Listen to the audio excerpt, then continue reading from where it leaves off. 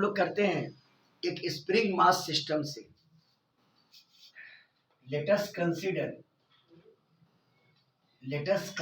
Sir video record कर रहे हैं क्या sir? Let us consider a spring mass system. Let us consider a spring mass system.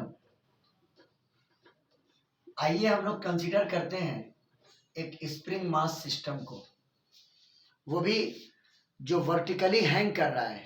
ठीक है, मान लो यहाँ पे हमने सीलिंग को लिया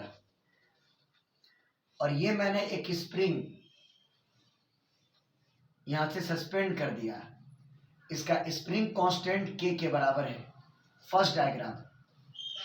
और स्प्रिंग अभी अपने नेचुरल लेंथ पर है। ये स्प्रिंग अभी अपने नेचुरल लेंथ पर है। बात आई समझ में? In figure first the spring with spring constant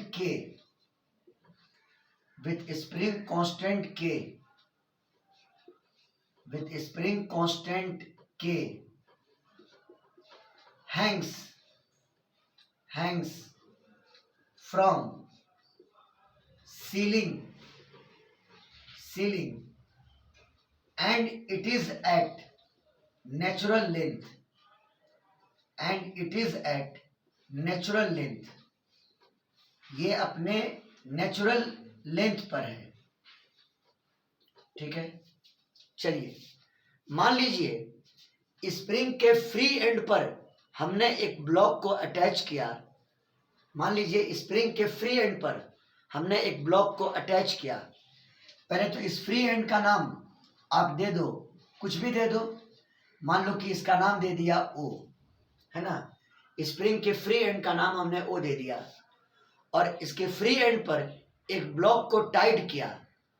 उस ब्लॉक का मास मान लो कि स्मॉल एम है, तो उस स्मॉल एम पर, उस पॉइंट पर यानी ओ पॉइंट पर एक नेट फोर्स mg लगेगा, तो वो ब्लॉक नीचे की तरफ मूव करेगा और स्प्रिंग को इलोंगेट करेगा। और जब स्प्रिंग इलोंगेट हो जाएगा तो स्प्रिंग ब्लॉक पर अपने ओरिजिनल स्टेट की तरफ ब्लॉक पर एक स्प्रिंग फोर्स लगाएगा और जैसे जैसे ब्लॉक नीचे जाएगा एक्सटेंशन बढ़ता जाएगा और स्प्रिंग फोर्स की वैल्यू बढ़ती जाएगी और एक ऐसा स्टेज आएगा जब स्प्रिंग फोर्स कंप्लीटली बैलेंस कर देगा फोर्स ऑफ ग्रेविटी को और वो ब्लॉक का इक्विलिब्रियम पोजीशन हो जाएगा। वो ब्लॉक का क्या हो जाएगा? Equilibrium position.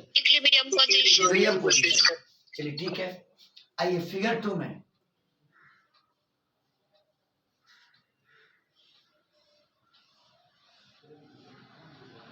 चलिए ये ब्लॉक,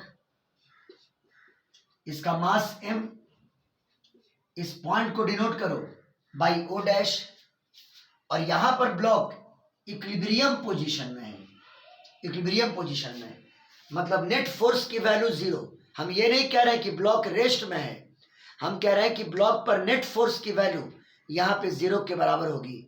नहीं, यहाँ पर ब्लॉक में कोई एक्सेलरेशन नहीं होगा। बात आई समझ में? और मान लो कि जब ब्लॉक इक्विलिब्रियम पोजीशन में आया तो स्प्रिंग में जो एक्सटेंशन है उसकी वैल्यू L0 के बराबर है। स्प्रिंग में जो एक्सटेंशन हुआ उसकी वैल्यू L0 के बराबर है, यानी स्प्रिंग की लंबाई L0 से बढ़ गई।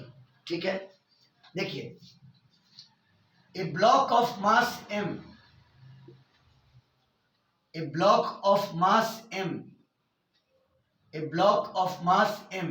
is tied at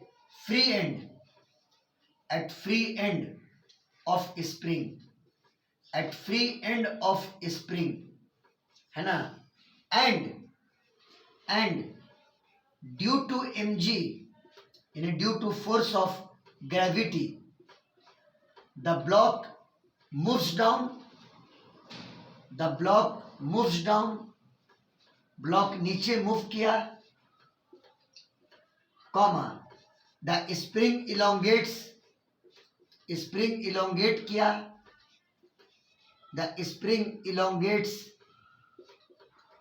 the spring elongates, है ना, and at equilibrium condition, and at equilibrium position कहिए, position that is at O dash, the spring force will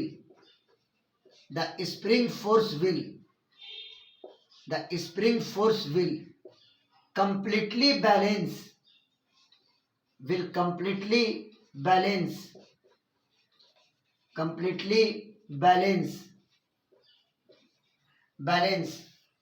force of gravity, will completely balance force of gravity। और आपने उस वक्त माना कि spring में जो एक्सटेंशन हुआ वो L0 हुआ। तो अगर यहां पर हम इक्विलिब्रियम को पढ़ेंगे तो वर्टिकली नीचे लगेगा mg, और स्प्रिंग की लंबाई L0 अमाउंट से बढ़ी तो स्प्रिंग ब्लॉक को अपने इनिशियल पोजीशन की तरफ पुल करेगा बाय स्प्रिंग फोर्स। और बताओ स्प्रिंग फोर्स का वैल्यू कितना होगा, KL0। कितना होगा, KL0। स्प्रिंग फोर्स की वैल्यू यहां पे हो जाएगी KL0, है ना। और चूंकि ब्लॉक O डैश पर इक्विलिब्रियम में है तो ये इसको बैलेंस कर देगा। इसका मतलब ये हुआ कि mg is equal to KL0, mg is equal to KL0, यानी ये आपका इक्विलिब्रियम कंडीशन में इक्वेशन आ गया, mg is equal to K into L0। इतना तक में तो कोई डाउट नहीं होना चाहिए। यानी इस पॉइंट पर ब्लॉक इक्विलिब्रियम में आ गया। इस पॉइंट पर ब्लॉक किस चीज में आ गया, इक्विलिब्रियम में। बात आई समझ में। अब मान लीजिए इस इक्विलिब्रियम पोजीशन से अगर ब्लॉक को स्लाइटली और नीचे की तरफ डिस्प्लेस कराया जाए, है ना। मान लो इक्विलिब्रियम पोजीशन से हम ब्लॉक को और नीचे की तरफ डिस्प्लेस होने दें, यानी y अमाउंट से। देखिए थर्ड डायग्राम, इक्विलिब्रियम पोजीशन से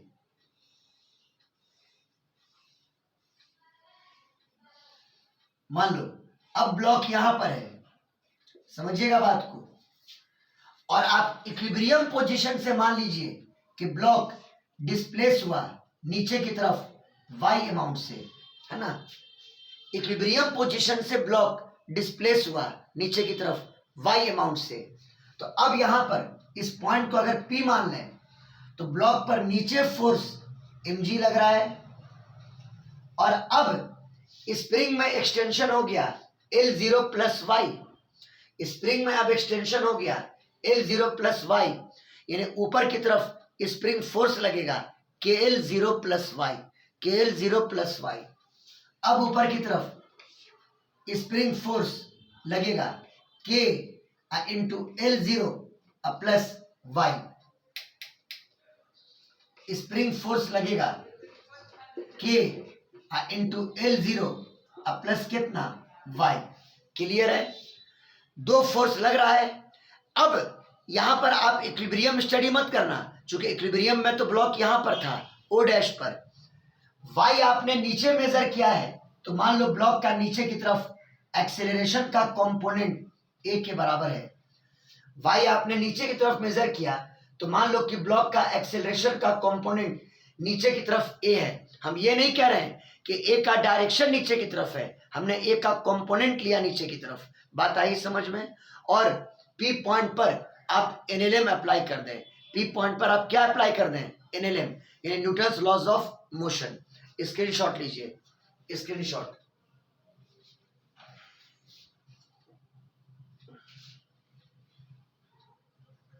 हो गया, हो गया। Yes sir.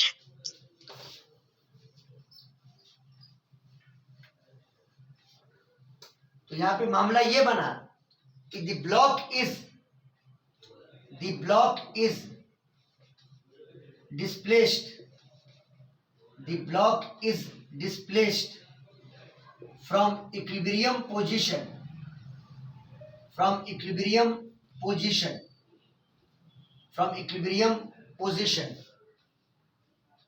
Bye amount y, by amount y, by amount y. Clear है? P पर हम ब्लॉक पर लगाते हैं NLM, using NLM, using NLM at P in vertically downward direction. आइए सारे फोर्स का कंपोनेंट नीचे की तरफ, तो mg cos 0 डिग्री यानी mg, और इसका कंपोनेंट लोगे तो KL 0 plus y cos 180 degree minus k into L 0 plus y cos 180 ने -1 कर दिया, और ये बराबर मास इंटू कितना, एक्सेलरेशन, मास इंटू एक्सेलरेशन. ध्यान रहे आप ए का कंपोनेंट ले रहे हैं नीचे की तरफ, आप ए का कंपोनेंट ले रहे हैं नीचे की तरफ. अब ये हो जाएगा mg minus KL 0 minus KY, और ये बराबर m इंटू ए. यहां देखो इनिशियल कंडीशन मतलब इक्विलिब्रियम कंडीशन, mg बराबर कितना है बोलिए, mg बराबर कितना है बोलिए, KL 0. mg और KL 0 कैंसिल हो गया. और जरा गौर करो एक्सेलरेशन का वैल्यू क्या आया, minus k by m into y, minus k by m into y. समझ गए बात को? इसी से हम लोग डिफाइन कर लेंगे कि हम लोग का SHM कैसा है. आप लोग पहले से पढ़े लिखे हैं, हम डिफरेंशियल तो बतेबे करेंगे, लेकिन ये क्लियर बता रहा है ये इक्वेशन कि ब्लॉक का मोशन कैसा है. बोलो, सिंपल हार्मोनिक मोशन है. Simple harmonic motion. सुनिए, आपका इक्विलिब्रियम पॉइंट था ओ डैश, ओ डैश आपका इक्विलिब्रियम पॉइंट था. आपने डिस्प्लेसमेंट नापा इक्विलिब्रियम पॉइंट से, है ना. वाई अमाउंट का जो डिस्प्लेसमेंट आपने नापा, वाई अमाउंट का जो आपने डिस्प्लेसमेंट नापा वो इक्विलिब्रियम पॉइंट से, और ए का साइन नेगेटिव आया, मतलब एक्सेलरेशन का डायरेक्शन इक्विलिब्रियम पॉइंट की तरफ है, यानी वाई के अपोजिट. मतलब किसकी तरफ है बोलिए, किसकी तरफ है बोलिए, इक्विलिब्रियम पॉइंट की तरफ. हाँ, तो यहाँ पे दो फीचर है. The displacement is measured from equilibrium position, the direction of acceleration is always towards equilibrium position. और तीसरा कंडीशन, ये कांस्टेंट टर्म है, तो acceleration is directly proportional to displacement. Acceleration is directly proportional to किसके, displacement. 3 point याद रखो, 3 point याद रखो. The displacement is measured from the equilibrium position, जिसको आप मीन पोजीशन कहेंगे. The direction of acceleration is always directed towards the mean position and acceleration is proportional to the displacement. तो ऐसा feature जिस मोशन में हो तो कह देना कि वो सिंपल हार्मोनिक मोशन है. बोलो, क्लियर है? बोलिए बोलिए. Yes sir. मैंने एग्जाम्पल में खास के इसीलिए बताया कि आपको फील आए, है ना. ए का वैल्यू यहाँ नेगेटिव आना, भले मैंने कंपोनेंट नीचे की तरफ लिया है, लेकिन ए का डायरेक्शन वाई के बिल्कुल अपोजिट है, यानी मीन पोजीशन की तरफ है, मीन पोजीशन की तरफ है. बात आई समझ में? तो the motion with these special features will be called simple harmonic motion. समझ में आ गया बात? बोलिए बोलिए. Yes sir. Screenshot, screenshot. हमको अपनी तबीयत से पढ़ाने दीजिए, अपनी तबीयत से. हो गया सर. बहुत अच्छा.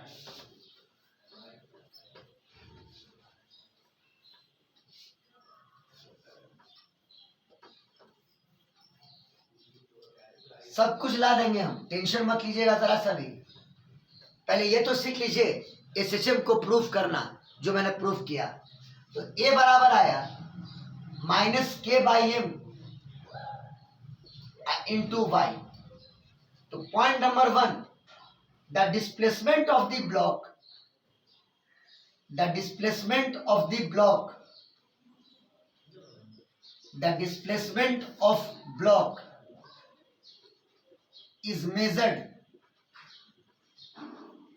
measured from mean position, यानी from equilibrium position, from equilibrium position, जिसको आप कह सकते हो मीन पोजीशन, मीन पोजीशन यानी ओ डैश, ओ डैश। समझ गए बात को। दूसरा point, the acceleration of the particle is always directed towards mean position. अगर ब्लॉक को आप ऊपर लाए होते तब भी एक्सेलरेशन मीन पोजीशन की तरफ ही डायरेक्टेड होता। समझ में आई बात। The acceleration of the block, the acceleration of the block, the acceleration of the block is directed towards, is directed towards mean position, is directed towards mean position। बोलो clear है। Directed towards mean position. और सबसे अहम बात कि acceleration displacement के directly proportional होगा। Acceleration displacement के क्या होगा, बोलिए क्या होगा, डायरेक्टली प्रोपोर्शनल होगा। हाँ, acceleration is directly proportional to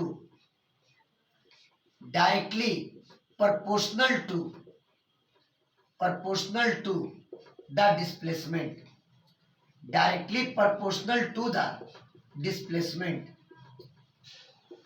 इसका मतलब कि in general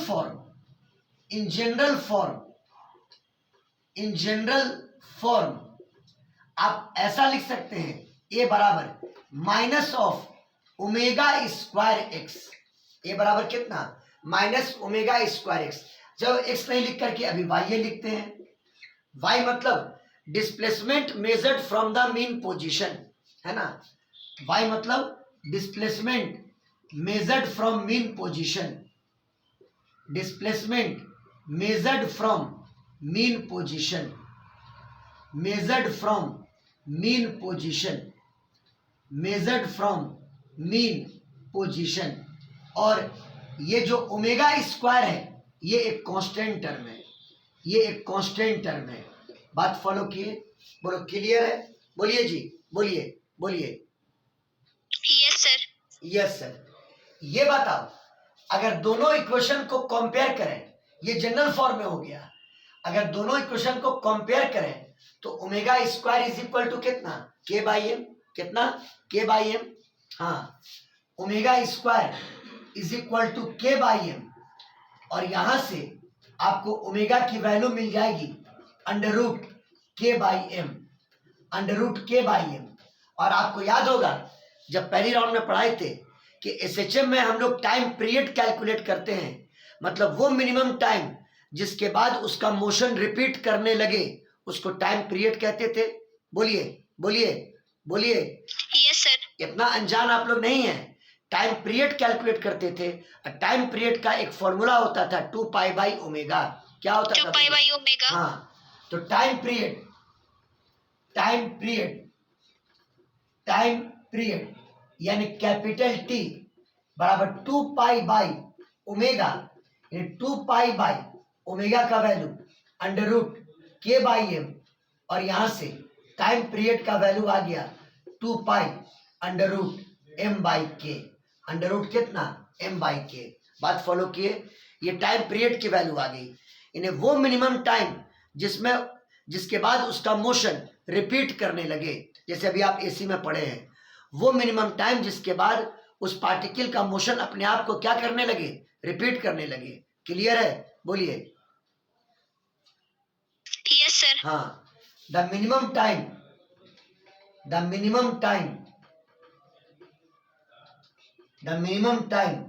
after which the motion repeats itself,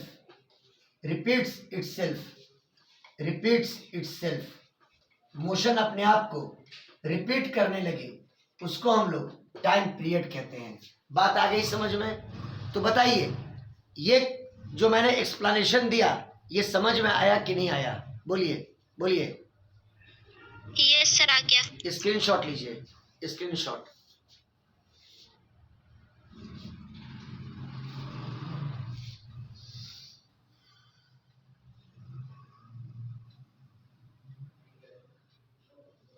हो गया सर।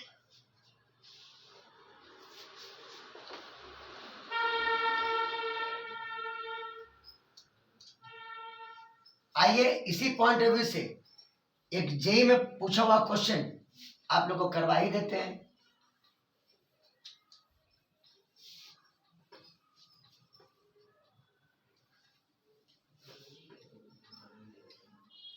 एसएचएम का कंप्लीट डिफिनेशन क्वेश्चन था जिसमें ऑयल में डिप कर दिया था सिस्टम को। आज ही सब कुछ पढ़िएगा कि पहले अभी तो स्टार्टिंग किए हैं हम तो एक एग्जाम्पल से स्टार्ट किया। आज ही सब कुछ पढ़िएगा। बोलिए एक ही दिन में? नहीं सर। कहिए तो वन शॉट लेक्चर 4 घंटा पढ़ा के खत्म कर देते हैं। तो अभी तो हम खास के हम एग्जाम्पल से शुरू किया और अगला सवाल जेई में हम जा रहे हैं। आप टेंशन काहे ले रहे हैं इतना? ऑयल में डिप मतलब सर जेई का वाला क्वेश्चन करा दीजिए सर। केरोसिन में डालेंगे, सब कुछ डालेंगे। रुकिए, हम जो करवा रहे हैं जिस तरह से अभी इसको ये टॉपिक डील किया, ये वाला एग्जाम्पल, उस पैटर्न का सवाल पहले जेई का बनाने दीजिए। तुरंत पैटर्न क्यों चेंज करें? हम इस पैटर्न का सवाल बनाएं। क्या गलत बोल रहे हैं क्या जी आप लोग? बोलिए। सही बोल रहे हैं। No sir. जो पैटर्न का भी क्वेश्चन बताया उस पैटर्न का सवाल बताने दीजिए हमको। जेई में पूछा हुआ है, आप मिला लीजिएगा। देखिए एक हॉरिजॉन्टल फ्लोर है और ये सीलिंग है। सीलिंग नहीं कहिए, वर्टिकल वॉल है और एक स्प्रिंग हॉरिजॉन्टली यहां से टाइड अप है और इससे एक ब्लॉक अटैच है। ब्लॉक का मास है m और ब्लॉक पे चार्ज है q। ब्लॉक का मास है m और ब्लॉक पे चार्ज है q। इनिशियली स्प्रिंग अपने नेचुरल लंबाई पर है, अपने नेचुरल लंबाई पर है। समझिए बात को। इनिशियली स्प्रिंग अपने नेचुरल लंबाई पर है, यानी ओ पॉइंट पर। ओ पॉइंट पर देखिए initially the spring is at natural length. The spring is at natural length. Spring अपने नेचुरल लेंथ पर है, नेचुरल लेंथ पर है। देखो अगर कुछ नहीं होता, अगर अलग से यहां पर कुछ नहीं करें तो स्प्रिंग अपने नेचुरल लेंथ पर है, तो स्प्रिंग के द्वारा ब्लॉक पर कोई स्प्रिंग फोर्स अभी तो नहीं लग रहा है, कोई हॉरिजॉन्टल फोर्स अभी तो नहीं लग रहा है। बोलिए बोलिए। Yes sir. यानी यहां पर अभी ब्लॉक इक्विलिब्रियम में है। अगर यहां से ब्लॉक को डिस्प्लेस करके छोड़ दें तो ब्लॉक एसएचएम करेगा और मीन पोजीशन यही होगा ओ। ये जो इनिशियल पोजीशन है ना, मीन पोजीशन यही होगा। लेकिन क्वेश्चन ने कहा कि अचानक हॉरिजॉन्टल डायरेक्शन में एक इलेक्ट्रिक फील्ड को ऑन कर दिया गया। क्लियर है? अचानक हॉरिजॉन्टल डायरेक्शन में एक इलेक्ट्रिक फील्ड को ऑन कर दिए तो आपको बताना है कि मीन पोजीशन क्या हो जाएगा और वो जो एसएचएम करेगा उसका टाइम पीरियड क्या होगा। बात आई समझ में? बोलिए बोलिए। ये पूछा हुआ है क्वेश्चन जेई में, मिला लीजिएगा। बोलिए। Yes sir. हाँ। An electric field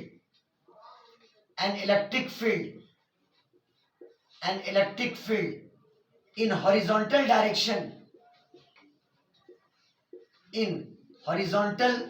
direction is switched on। आपने स्विच ऑन किया, इस स्विच ऑन। बोले क्लियर है? क्वेश्चन है find the equilibrium position and the time period of resulting simple harmonic motion. Find the equilibrium position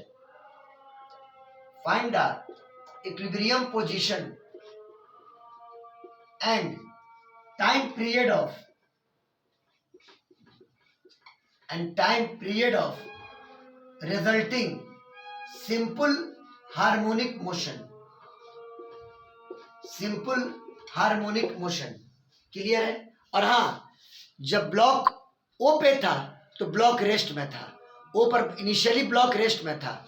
मतलब जब spring अपने natural length पर था तो the block was at rest at O. Block की वेलोसिटी यहाँ पे 0 के बराबर थी। यहाँ पर ब्लॉक की वेलोसिटी 0 के बराबर थी। समझ गया बात को? लिख दिया फिगर में, आप समझ गए होंगे। बोल दिया मैंने, रिकॉर्ड हो गया, आप सुन लीजिएगा। यहाँ पर ब्लॉक इक्विलिब्रियम, वेलोसिटी 0 है। ये नहीं कह रहे कि इक्विलिब्रियम पोजीशन है।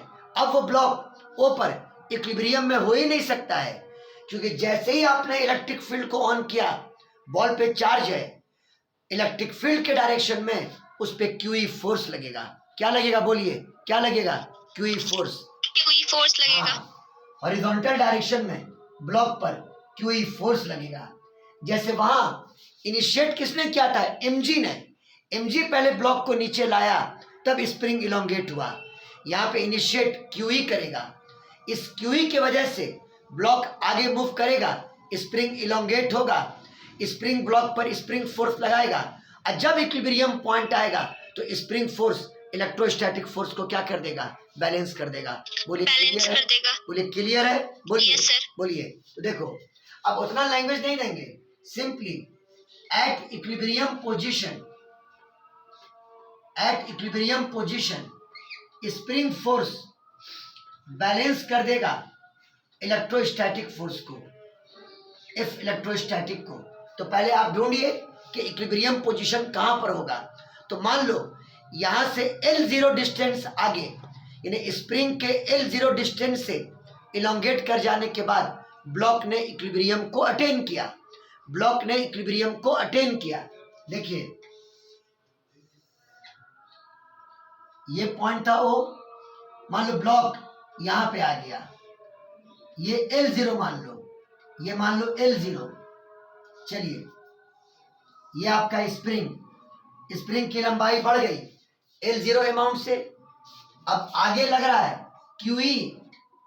क्यूई और पीछे लग रहा है स्प्रिंग फोर्स, है ना। और ये आपका इक्विलिब्रियम पोजीशन ओ डैश मान लो, ये आपका इक्विलिब्रियम पोजीशन, और इधर लग रहा है स्प्रिंग फोर्स, मतलब KL0। तो चलो बताओ स्प्रिंग फोर्स की वैल्यू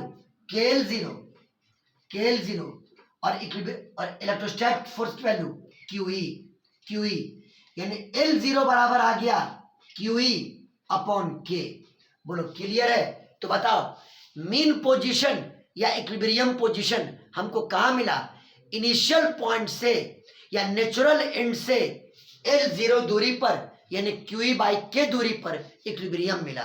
बोलो क्लियर है? बोलिए। Yes sir. So the equilibrium position is at a distance of L0, और L0 बराबर QE by K from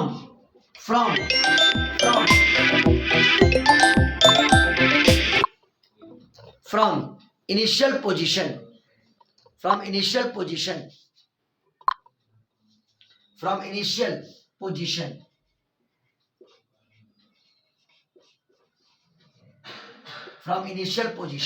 बोलो क्लियर है? L0 बराबर Q बाई K, है ना, फ्रॉम इनिशियल पोजीशन। बोलो कोई दिक्कत? बोलो मीन पोजीशन मिल गया। बोलिए क्लियर है? No sir.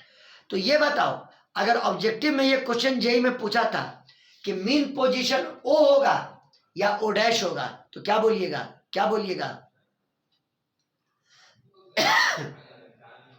अरे इक्विलिब्रियम पॉइंट कौन है? बोलिए। O डैश है, इक्विलिब्रियम पॉइंट O डैश है, तो ये आपका मीन पोजीशन होगा। बात आई समझ में? यहां पर ब्लॉक इक्विलिब्रियम में है। अब यहां से ब्लॉक को स्लाइटली डिस्प्लेस कीजिए x अमाउंट से, है ना। अब यहां से ब्लॉक को स्लाइटली डिस्प्लेस कीजिए, कितने अमाउंट से? बोलिए कितने अमाउंट से? x अमाउंट से। हाँ, स्क्रीनशॉट ले लीजिए, स्क्रीनशॉट। हो गया सर। चलिए, और एक और बात, चूंकि रिकॉर्डिंग देखिएगा तो इरिटेट ना होइए, क्योंकि लिंक जाएगा तो फिर हम दोबारा लिंक भेज देते हैं आप लोग को। तो अब यहां से ब्लॉक को, यानी इक्विलिब्रियम पॉइंट से आप डिस्प्लेस कीजिए बाय अमाउंट x। यहां से ब्लॉक को डिस्प्लेस कीजिए बाय अमाउंट x। देखिए ये O डैश इक्विलिब्रियम पॉइंट, और ब्लॉक को यहां ले आए, और यहां से मैंने डिस्प्लेसमेंट नापा x अमाउंट से, O डैश से। कहां से? ओ डैश से। स्प्रिंग की लंबाई अब टोटल कितनी इलोंगेट हो गई? L0 plus x. कितनी इलोंगेट हो गई? L0 plus X. L0 plus x, ठीक है, L0 प्लस एक्स। और आगे QE फोर्स ऑलरेडी लग रहा है और स्प्रिंग फोर्स पीछे की तरफ लगेगा, KL0 plus x, KL0 plus x, KL0 plus x. और आपने इस डायरेक्शन में x को नापा है, इस डायरेक्शन में, तो आप उसी डायरेक्शन में a का कंपोनेंट ले लें, एक्सेलरेशन का कंपोनेंट ले लें a। बोलिए क्लियर है? और एनएलएम अप्लाई कर दें, एनएलएम अप्लाई कर दें P पॉइंट पर, है ना, P पॉइंट पर। तो पहले ब्लॉक को मैंने इक्विलिब्रियम पोजीशन से डिस्प्लेस किया बाय द अमाउंट कितना? x। मैंने ब्लॉक को पहले इक्विलिब्रियम पोजीशन से डिस्प्लेस किया कितने अमाउंट से? x अमाउंट से। If the block is displaced, if the block is displaced from equilibrium position by x using NLM, आप NLM लगाएं। चलिए, सारे फोर्स का कंपोनेंट आगे की तरफ, तो QE cos 0 डिग्री यानी QE KL0 plus x cos 180 degree यानी माइनस KL0 प्लस एक्स, ये फोर्स हो गया। अब फोर्स बराबर मास इंटू कितना? एक्सेलरेशन। मास इंटू कितना? बोलिए कितना? Acceleration. m इंटू ए। और यहां से QE minus KL0 minus KX, और ये बराबर मास इंटू एक्सेलरेशन। और इक्विलिब्रियम पॉइंट पर QE ने KL0 को बैलेंस किया था। आप देख लीजिएगा, ये और ये बराबर था तो ये कट गया, और फिर उसी प्रकार का रिजल्ट आया, A बराबर minus K by m into कितना? X। बोलो क्लियर है? A बराबर minus K by m into X। Clear है? इसका मतलब कि एक्सेलरेशन X के अपोजिट है। X आप नाप रहे हैं मीन पोजीशन से, एक्सेलरेशन उसके अपोजिट, यानी always directed towards mean position.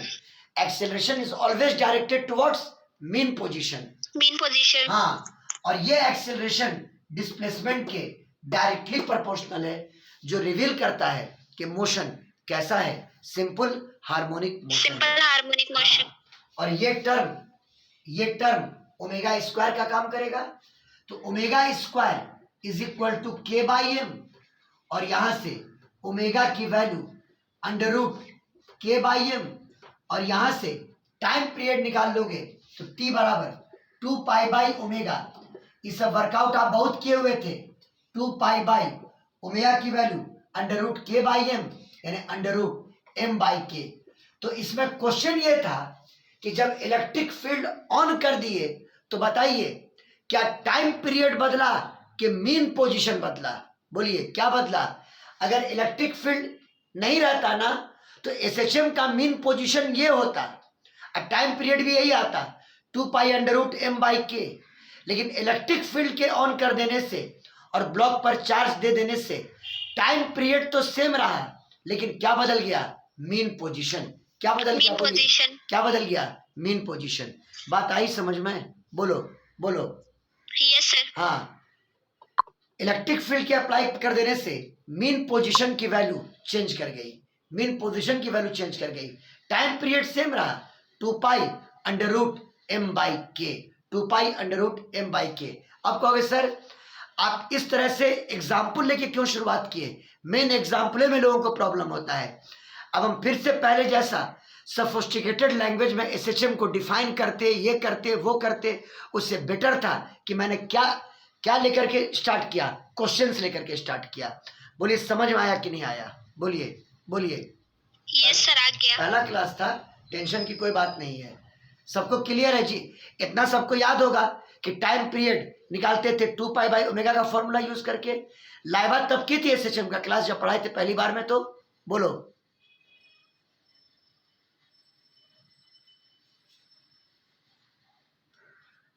अरे फर्स्ट बार में क्लास की थी। यस सर किया था। हाँ, इसलिए हम इस तरह से लेके चले हैं तो कोई दिक्कत नहीं होना चाहिए। हम परफेक्ट मतलब जो एग्जाम्पल है, एसएचएम ऑक्सीलेटर है जो एसएचएम कर रहा है, हम उन एग्जाम्पल्स को लेके चले। समझ गए बात को? अब ठीक है, अब अगले क्लास में कुछ फॉर्मेलिटीज होंगी जिसमें वाइब्रेशन पूरा आपको फील कराएंगे, time period, displacement time equation, ये सब करते हुए आगे प्रोसीड करेंगे। 4 या 5 क्लास एसएचएम के लिए रखिए आप लोग। मतलब 4 क्लास तो अगले ही वीक में हो जाएगा, मतलब कल से, मतलब कि अब ये क्लास ट्यूसडे को होगा और उसके बाद एक क्लास उधर रख लीजिए, उसके बाद वेब स्टार्ट कर दीजिएगा। समझ गए बात को? फोटो ले लीजिए। हाँ, आज एक बात बोल देते हैं कि आज 9 बजे वाला इलास्टिसिटी का क्लास हम नहीं ले पाएंगे, इलास्टिसिटी आज क्लास नहीं हो पाएगा। फोटो ले लीजिए।